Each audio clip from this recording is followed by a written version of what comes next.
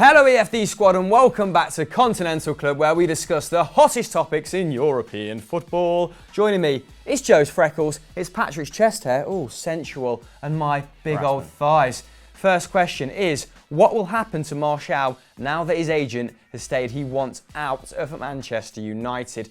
Now, we know we've covered this extensively, but this is fresh news. His agent, Philip Lamboli, has suggested that the Alexis Sanchez transfer in January has accelerated the Frenchman's direction towards the exit at Manchester United, despite frosty relationships with Jose Mourinho prior. Now, the more interesting part of this is, where will Martial go? Because he's been linked with a couple of surprising clubs, let's say, in Chelsea, in Juventus, and potentially Bayern Munich. I think he'd prosper at all three. But you, as the Manchester United fan, Joe, what do you think about his agent's chat and where he could potentially go? I don't know whether Anthony actually wants to leave Manchester United. Anthony first named it. I know that he has come and released this statement. We see this all the time when players want a new contract. Man United and Anthony Martial have been in negotiations over a new contract for the last 8 months. If you actually read the statement fully, he's going on about, is these contract negotiations. Yeah, Alexis Sanchez is a tiny part of that statement. The actual statement is all about, we've been in contract negotiations for over 18 months now. We can't come to an agreement over terms. We are going to have to look to move Anthony Martial. And he loves the fans. The friction, probably wages and playing time, I'd imagine. He wants some probably guarantees of playing time included in that contract. And rightly so, really. He's a fantastic player. Started the season really well. I think he ended up on 10 goals, 11 assists or something like that in all competitions. I think it was definitely double figures of both. Either way, pretty impressive for a player who only got 18 starts. He actually started the season well, then he kind of fell out with Jose and he got dropped from the team for a few games. Then he got brought back, and you might remember Jose Mourinho actually publicly coming out and going, he's like a whole new player, Anthony Martial. And then he got dropped again once Alexis Sanchez came into the side. So it's understandable he's a little bit off. Personally, I think it's a bit of a contract play by his agent, trying to get those new terms agreed. Obviously, it's at the same time Man United are also negotiating a deal for David De Gea, so they look pretty stretched in terms of they're negotiating with loads of different players. Fellaini wants a new deal, Martial wants a new deal, Carrick's just left, De Gea wants a new deal, Alexis Sanchez has come through on massive wages. That's probably made all these players think, I'll add another 50k onto that deal as well. So, and Martial not being picked for the World Cup as well must have rubbed him up the wrong way. Yeah, not surprised at all that he wants either to leave Mourinho's got to shoulder that sort of squad selection partly, hasn't it? Pato, Gazzetta dello Sport think that Allegri is absolutely desperate for him and that he's dismissed other targets like Cavani, Lewandowski, and put Martial at the top of his list. Owing to, his profile probably. Could you see him fitting in well at Juventus? Obviously play that kind of three behind the forward, don't they? And we think Bernardeschi is going to get more time. But Martial on the other wing, but they've got Douglas Costa. I think Martial could play as a centre forward. I really do. Certainly in Italy he could. I think if you had a front four of Bernardeschi, Dybala, Costa and Martial, that would be really interesting and kind of unpredictable because of the way they'd interchange. I mean, I don't feel like he does want a new contract. I do think he wants to leave, but at the same time, he's got to be realistic and know that Man United can say no to huge bids here. Like, his market value is probably upwards of 70 million. He's an outstanding, very, very young, creative wide player who can also deputise at centre forward. On the downside, Man United, if they let him go, are going to have to go and pay money for a comparable player of similar quality. While they've got Alexis Sanchez, they do still need somebody on the other wing. And if they let Martial go, then suddenly their depth, both at number 9 and on the wing, kind of disappears. And they may not want to do that. Plus, I think the whole thing about him having a year left on his contract is technically kind of wrong. I think he's got a year left on his contract, but United do have an option to extend it by another year. So this isn't a situation where he can strong-arm his way out. Yes. I think realistically, he knows that he's probably there for another year, unless a Bayern, unless a Juve come in. Now, I would love Juve to do it. I think Bayern would make a lot of sense as well. Apparently, Chelsea are taking a look, and Spurs, we know, have they floated it as part of the Alderweireld thing? Spurs for sure. Like, Spurs have been desperate for Martial since 2015. Spurs were like monitoring at Monaco, weren't they? He would be great for them. But I just don't see them having the cash to get him out of Manchester. All right, but as a United fan, do you still think that signing Sanchez was the right thing to do? How Emotionally, Look, do you view this? I actually- if Martial was to leave because of Sanchez. I actually think signing Sanchez was the right thing to do. Really? Okay. But I think he's been played in the wrong role. Alexis Sanchez. I don't agree that signing of Alexis Sanchez has to be at the detriment to Anthony Martial. I would still love to see a front three of Anthony Martial on the left, Romelu through the middle, and Alexis on the right. For some reason, Jose has an absolute no chance that he's going to play Alexis Sanchez out on that right-hand side. He wants to give Alexis Sanchez free reign in the park, and when you give Alexis Sanchez free reign in the park, you can't give Martial free reign as well. So at the moment, in a Jose system, they don't work. But if he can get them to work, it's a frightening attack. It really is one hell of like two wide players that can come central. Martial is actually at his best when he drifts inwards and is dribbling from the touchline inwards towards goal and then opens his body out and curls it in that far corner. That's one of his specialties. So I can personally see them working together, but Jose just can't make it work. The problem with Alexis playing on the right, though, is that the one time in his career where he really had a lot of success there was in his last season at Barcelona. Yeah. And now his pace is disappearing. He's not going to really take his defender down the line so much. So you want him coming inside where he can shoot or where he can combine. And that's why you do want him playing either centrally or on the left, I think. I think as his pace declines, you're going to have to make sure that he can use his right foot to play passes because he's not going to beat a man on the outside. Yeah, but I think Tony Martial also wants to come central. And he's quite a unique player, Martial, in that he is he's not naturally two-footed, but he's very adept with both feet. When you see him do those dribbles where he shifts right to left and then comes back inside, his balance is unbelievable. So maybe put Martial on the right if we don't think that he can. Martial can beat a man on the outside. You've just got to find a way of making that work. Or play two up front and play Alexis behind. Like, I mean, and then you can have a three-man midfield. Like, there are so many things you could do. Yeah. But it almost feels like Mourinho is too wedded to his idea of what he wants to do to switch it around. Do you think that, a positive of Martial leaving is that maybe Rashford will get more minutes as a result, but would you rather have Martial in your side or Rashford? Oh my God, that's a hell of a question. Look, Martial is undoubtedly the more naturally gifted, talented player on the ball, but there's something about Rashford that I don't think he's fully developed yet. Like he physically, over the last year, he has put on so much weight. Like I was watching a video of him under Louis van Gaal when he first broke into the team, and then I think I saw a few photos of him in the England kit this week. He's bulked up massively, and I think he'll continue to develop. Whereas I don't think Anthony Martial is ever going to be that physically dominating player. I think Martial could be a bit of a bully. Rashford could be more of a bully than Martial. I think Rashford's more suited to an out-and-out striker role than he is off the left, whereas I think Martial's more suited to a left winger role than he is an out-and-out forward. But there should be space for both. I mean, like if you were to let Martial go, suddenly your attack looks really thin. Yeah, you've got no depth. These are two of the most talented young forwards in world football, and to say we're going to let one go just because we can't fit him into the side with Alexis Sanchez, I think in about 5 years you're going to go, oh, this is Kevin De Bruyne, Mo Salah, Romelu Lukaku 2.0. Yeah, I think so as well. More questions than answers at Manchester United. Let's move on to the next question.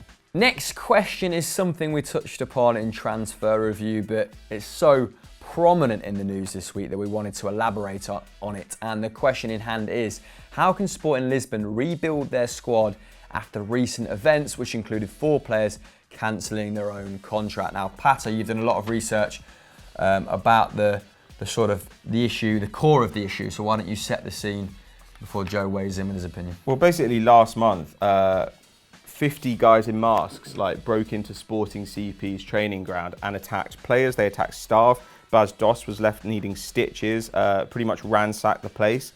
And in the aftermath, the players felt like they hadn't been protected. And in fact, there were insinuations that Bruno Di Carvalho, the president of Sporting, had actually been behind the attack. Now, as a result, players are able to cancel their contracts because you can essentially cite this as just cause. You know, you don't feel safe in your job, you haven't been protected by the club. Good game, that. So they can kind of get away with it.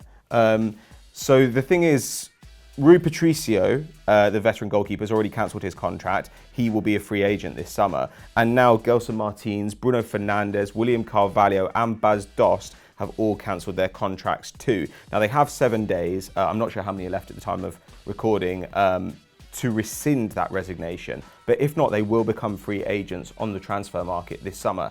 And Roma are after Bruno, West Ham are after William, and Arsenal are after Gelson Martins. So it could be the loss of, I think, around 110, 120 million euros worth of players, which would be a real disaster. And it seems to have been, if Di Carvalho wasn't behind the attack, at the very least, he has not handled the fallout well, I think. Yeah, I mean, Bruno Di Carvalho is like the Portuguese press refer to him as the Donald Trump of Portuguese football. He's very, very active on social media. I think all the way back in April, he put out a statement basically hammering his players. He's known for hammering his players. He used to send the Sporting players individual text messages saying you were pathetic today. So the players, he rubs shoulders a little bit with the players, but equally the fans, not all of the fans hate him. Not all the Sporting fans hate Bruno Di Carvalho. Well, he's put a lot of money into the club, hasn't he? But if he's put a lot of money in and he's very open of his criticism of other clubs and the league.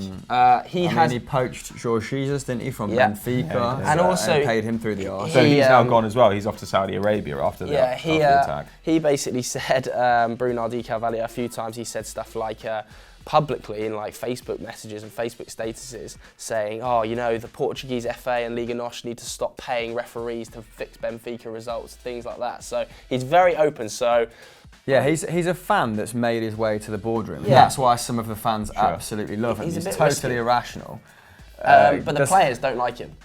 Well, I can imagine being hounded after every game kind of has that effect. If I'd lost and performed badly and then I got a text from the president being like, you're useless, well, I in would April, also obviously, when he put out a Facebook status saying the players were pathetic, they have no right to wear the shirt, etc. He actually, 19 of the first team complained publicly in public statements that the board were not supporting them, not supporting the team. So he had a big backlash there. Obviously, hasn't really recovered. Then he had the incident with the fans breaking into the training ground. And also, let's not forget, they lost the Portuguese Cup final to Ave. Obviously, they've only been in the top tier for 3 seasons, so the fans didn't enjoy that. Then they finished outside of the Champions League places after a 1-0 defeat. I think it was to Maritimo. So there's a lot of issues behind the scenes. Bruno Di Carvalho is now effectively begging players to stay. He said, I'll hand my resignation in if the players stay.